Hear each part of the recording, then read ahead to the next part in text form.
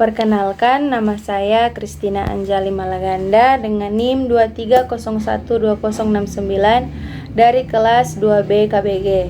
Pada saat ini, saya akan menjelaskan mengenai mata kuliah ilmu ukur tanah dengan materi pengukuran sudut horizontal dengan teodolit dengan metode yang pertama, pengukuran sudut metode reiterasi, yang kedua, pengukuran sudut metode repetisi, dan yang ketiga, pengukuran sudut metode arah.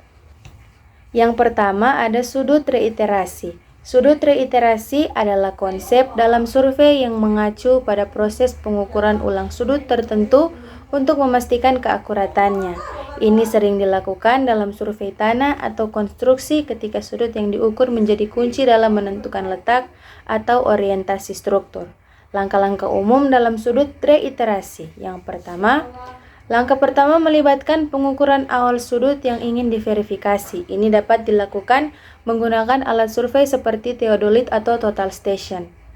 Yang kedua, sudut tersebut diukur kembali oleh survei yang sama atau survei independen menggunakan metode yang sama atau berbeda untuk membandingkan hasilnya.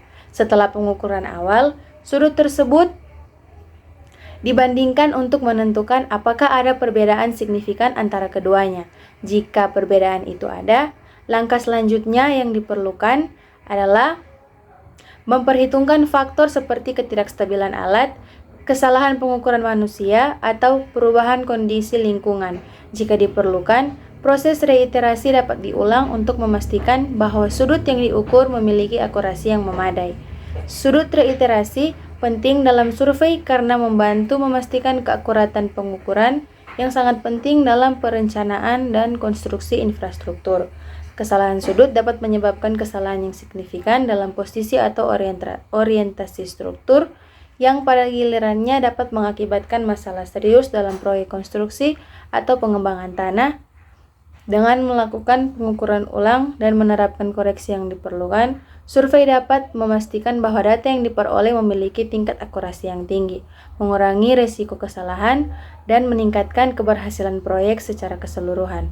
Berikut adalah bagaimana metode reiterasi bekerja atau cara perhitungan metode reiterasi yang akan saya tampilkan dalam gambar. Yang kedua ada pengukuran dengan metode repetisi. Sudut repetisi adalah istilah dalam survei yang mengacu pada teknik pengukuran ulang sudut yang sama untuk memverifikasi keakuratannya. Teknik ini sering digunakan dalam survei tanah, pemetaan atau konstruksi, terutama ketika sudut yang diukur memiliki dampak signifikan pada posisi atau orientasi suatu struktur.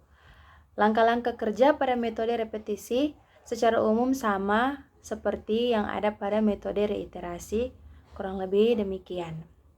Namun, jika diperlukan repetisi lanjutan, proses pengukuran ulang dan evaluasi dapat diulang untuk memastikan bahwa sudut yang diukur memiliki akurasi yang memadai.